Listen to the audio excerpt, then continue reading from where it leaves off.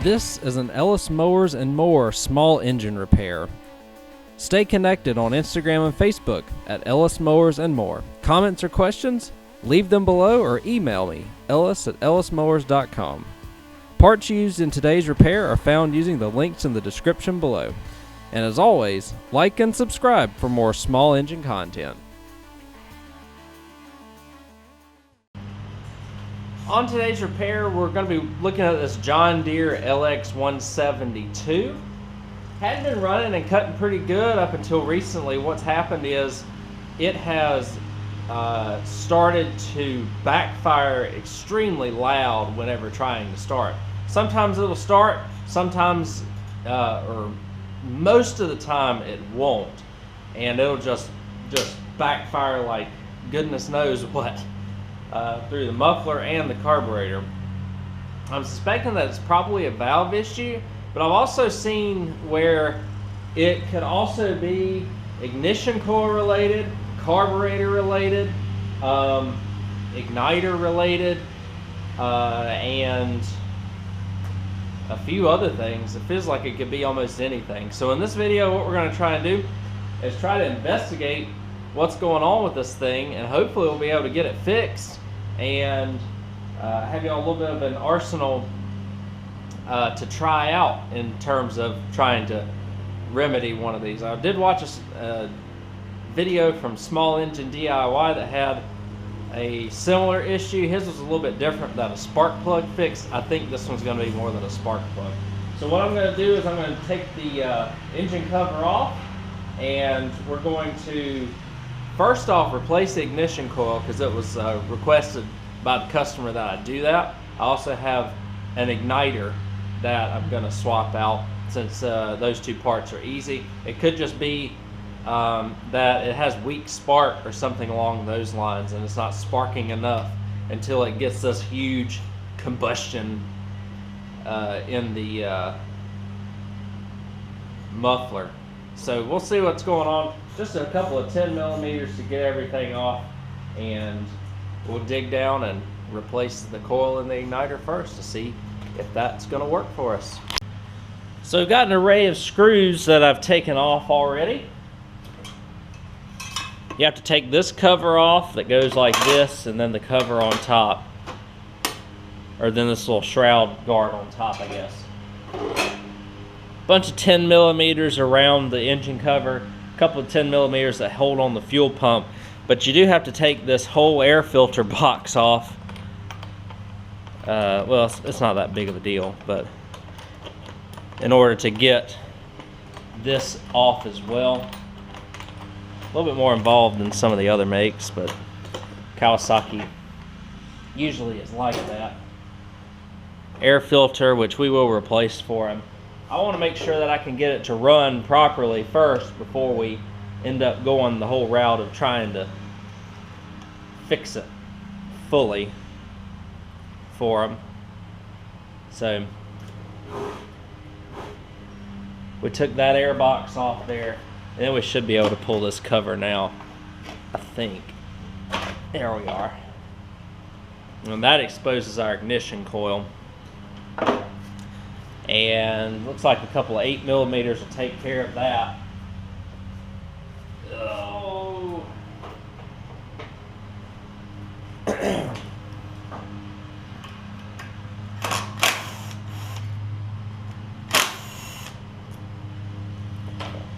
he wanted it replaced because the boot was going bad. But again, it could be more to it than just that. There's a plug. You unplug that, pull the ignition coil wire. You can see it's had some repairs done to it. This has a little rubber boot in it as well, which we may have to transfer over to the new ignition coil. We'll see. Let's look at it.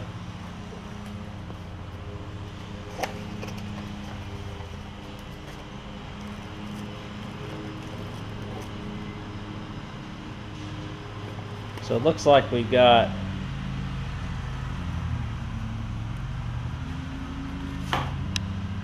this, there's the igniter here, as well as the coil, which weirdly enough it doesn't come with the end wire and the boot, so I'll rob that off of something else. But you just slap this on, gap it with a business card, which this ignition coil actually comes with, and you're good to go. So that's fantastic. So we'll go ahead and take care of this.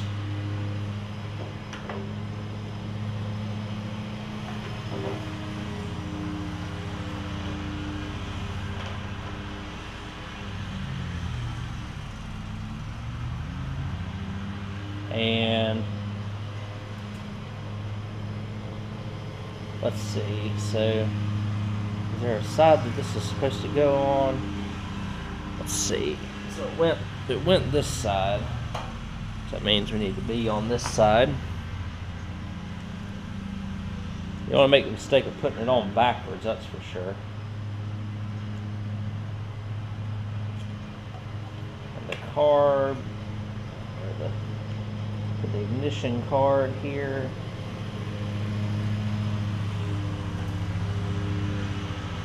Screw it together.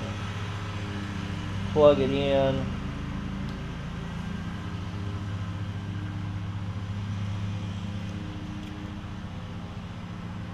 Push it up against the flywheel. Now sometimes the Kawasaki's will actually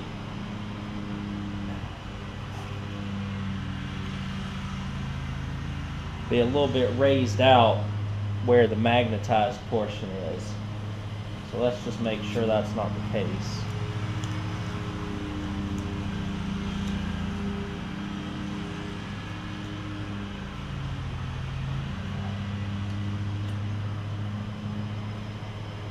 Either way, we'll slide this card in. We'll check it after I lock it down here.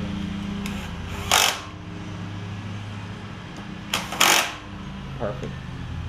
Pull it out, make sure. Oh yeah, we're good.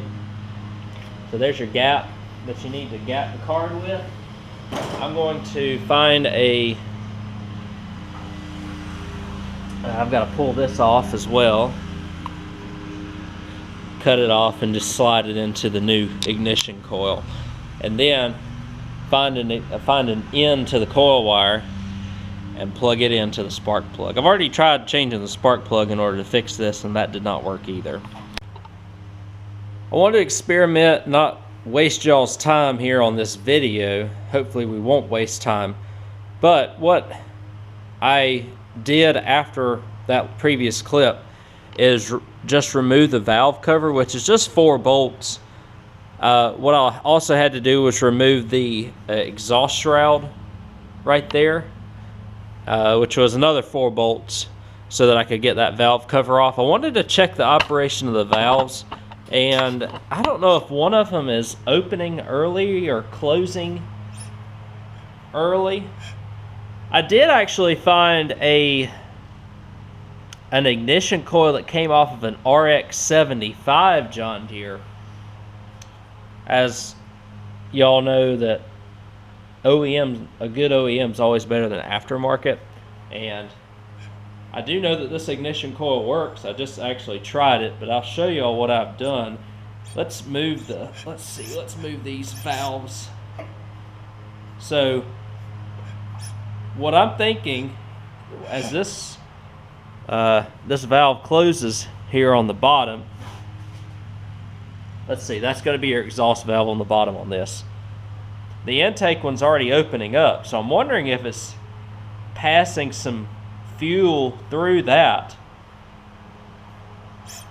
and loading up the muffler. I haven't touched the carburetor yet. One thing that I did do is I checked this Hipa spark plug, and it seemed like it was okay, but then I had an AC Delco that seemed like it had a little bit better fire, and I put that in. That may have not made any difference. I also took the carburetor off, which is really not that difficult either. It was just 2 bolts and then you slide it out. So obviously that needs a good cleaning. But what I want to see is so what I've already seen is to see if it was a fuel related issue. This is why I took the carb off, sprayed a little bit of carb cleaner in, and then I crank it up.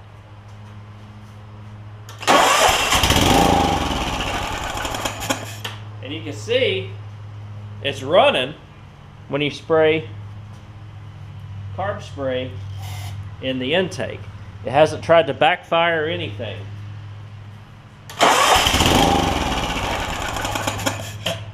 It's just a little smoky, but again, if it's not running right and loading up the muffler with fuel, then that's possibly why it's doing that.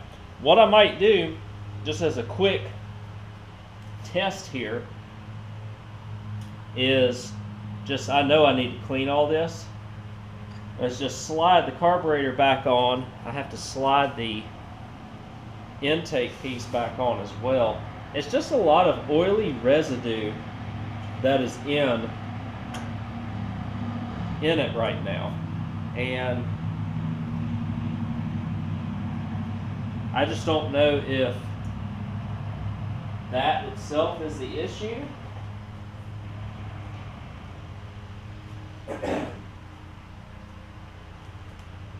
Because what I might do, I open the fuel back up so it pumps. Because I mean, my neighbors are relatively close. I just don't like massive backfires when these things are cranking up. My neighbors are awesome, but I just don't want that reputation to change because I'm sounding like gunfire back here or anything. So what I'm going to do, I've already opened the fuel valve back up. I'm going to spray a little bit of carb spray into the intake, and I'm just going to see if this will crank up and run. I do need to, so the throttle cable's bad on it. I do need to raise that up. We're going to, let's see if this works.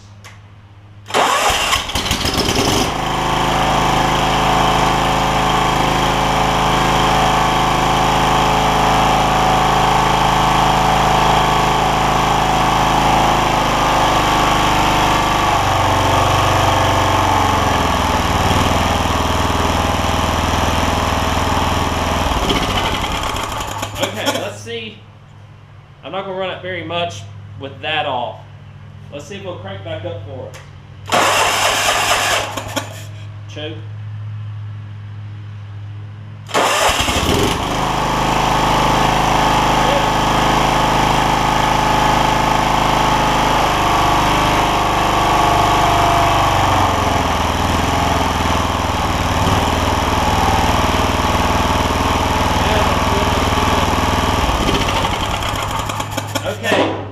So there may be a little bit of a burnt valve or something inside there, but I don't know if like the ignition coil was starting to go weak, the igniter was starting to go bad, or the spark plug was starting to go bad. It seemed like it was something in this system here that was going bad, which is causing all the issues that we were having. So what I'm going to do, since I didn't show y'all how I took it off, I know that's a bunch of sun in this area currently. I will show y'all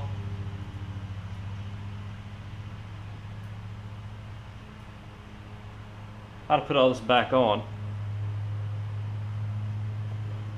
Whoop, yeah. This way. This 410 millimeters will get us back on here.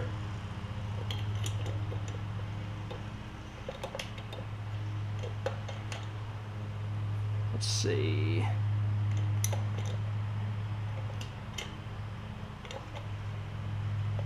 That way if you want to get it off. That's the one I just wanted to see, because I didn't want to just continually backfire on me while I was here. Let's see. Maybe this one. So let's put it all together here. Oops.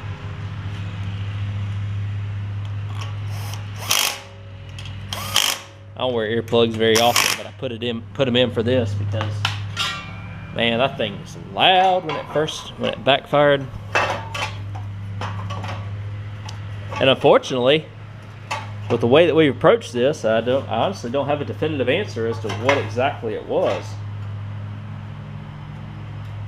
However, we do know that it was something related to the ignition, at least at this point.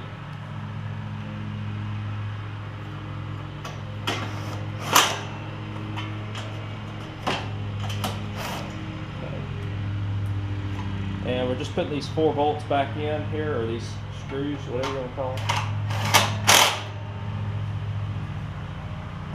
so that we can run everything and really not have any issues with the valves and stuff flying off and whatever else.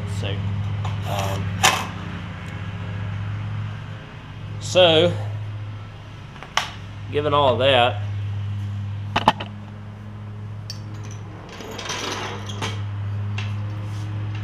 I'll jack this up because it looks like we have sorted it to a degree.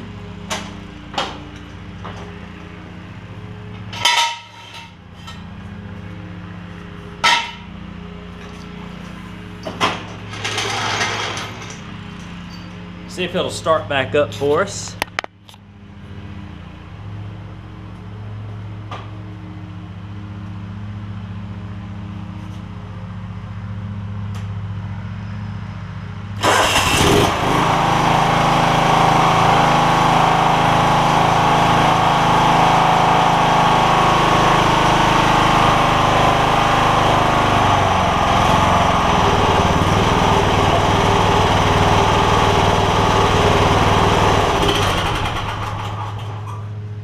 So feeling pretty confident about that. It definitely needs an air filter. So that's good. We'll, throw that on the list of things to buy. I also need to purchase a throttle cable. He requested that I fix the throttle cable on it as well, and because it is bad, looks like a couple of screws in the back. But yeah, so it was something ignition related on this machine, it seems like. So I put an ignition coil in it, an igniter, and a spark plug, and that seems to have done the trick. So I'll go ahead and put all this stuff back on. The ignition coil itself is a little bit tight because it came from an RX-75, and I guess that the coil wire is just a 10 shorter, but if it's working, I'm really not going to mess with it. So again, igniter is just 1 screw in, 1 screw out, or 1 screw out, 1 screw in to get right there. Ignition coil, use a business card or something to gap it, and you should be good. I checked the flywheel key while it was off. It's just a 15/16. I just did a visual inspection and saw that flywheel key was good. So given all that, I'll go ahead and put everything back onto the engine covers and stuff back onto it. That way I can run it a little while and just make sure that nothing pops up out of it, and then I'll have feel more confident in going ahead and finishing everything else associated with trying to get this machine back onto the road for the owner, because overall it's in pretty good shape. It does have a broken deck bracket down here that needs to be addressed, and I'll address that. And what else here? It also has like a neutral safety switch issue down here as well. So, and then also we've got some of the fuel lines right here are starting to get a little corroded, or not corroded, but I think the shutoff valve is starting to leak a little bit. So we've got a few other things to sort out. I just wanted to get this one sorted out first, and hopefully that helps y'all out in terms of diagnosing what it might have been for you. So what I've put it all back together. Still starting and running good, I suppose. Let me see if I can get it back going again.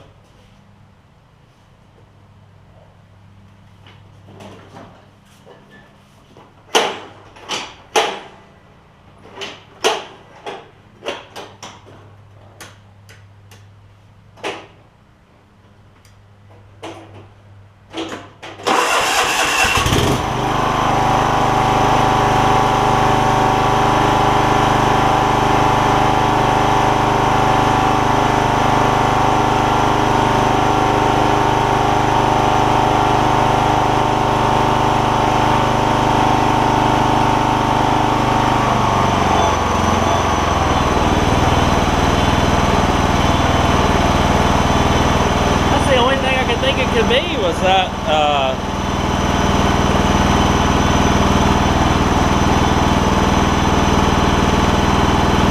that ignition coil and igniter and spark plug. Like I said, I don't know which one it is. It's always good practice, I guess, to change them all on these machines, because you just never know. I've seen so many different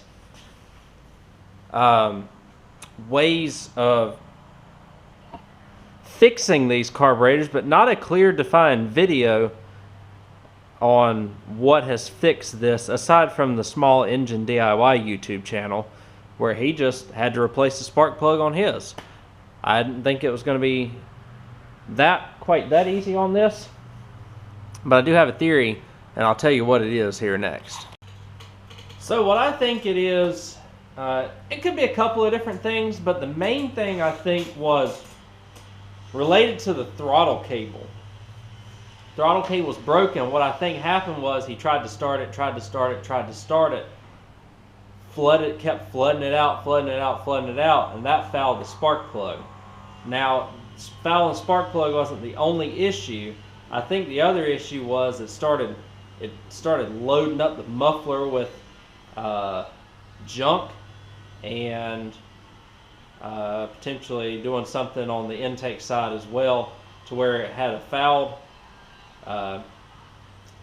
spark plug, but with light enough to blow out all the gases on the intake side and the exhaust side.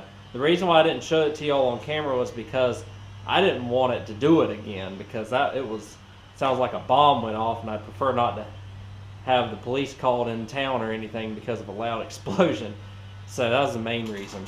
But we did put a new ignition coil on it. I had to put the new one back on it because the one that I got off of the RX75 was a 9 horsepower, and the coil wire wasn't long enough after I put this cover back on. And so put that coil on. It's still running great, the new ignition coil. Spliced the little wires in for the little clips for the end, and then put a little end on it. There's plenty of videos out there on show you how that occurs. And then just replace the igniter on it. Cranked it over quite a bit to purge any and all fuel out. I took the carburetor off, sprayed a little bit of carb spray in it just to make sure that it would run like it was supposed to on carb spray, to help rule out or potentially bring into play a fuel issue. So one of the things you could do to start to see if it is a spark issue or a fuel issue is pull the carburetor. So if you pull the carburetor, spray some carb spray down the intake. The reason why I say pull the carburetor is so that it doesn't try and suck up stuff out of the carburetor, or you can just cut the fuel supply line off. Either one of those works, but pulling the carburetor for me took the carburetor out of the question entirely.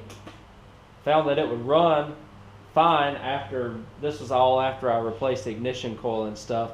It still didn't want to start after I replaced the ignition coil, but I think it was because I had a wire that was not plugged into the ignition coil after the fact. So all things considered, this particular machine, the ignition coil, the igniter, and a spark plug fixed the issue that it had with the backfiring when starting.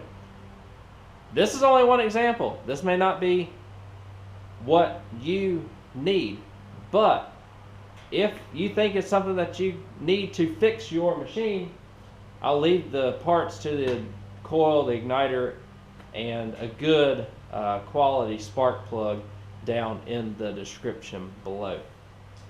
And I'll put a carburetor in there as well if you find that that is potentially your issue. So, thank you for watching this portion of the video, and the rest of it I think is just relatively straightforward.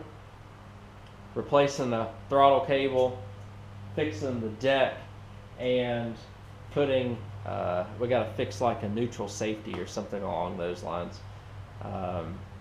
So, very relatively minor stuff that I'll just go ahead and do off camera. I just want to put this video out here because aside from the one video that I saw from Small Engine DIY, there really isn't any definitive things, even, and there's a couple things in forums, but anything like truly definitive as to what fixes this loud backfire when trying to start one of these Kawasaki I think it's 420V. Yeah, FC420Vs. So hopefully this helped y'all out. I'm sorry I've rambled on so much here in this video, but just want to do my best to explain everything to y'all. Y'all take care, and I'll catch you on the next video.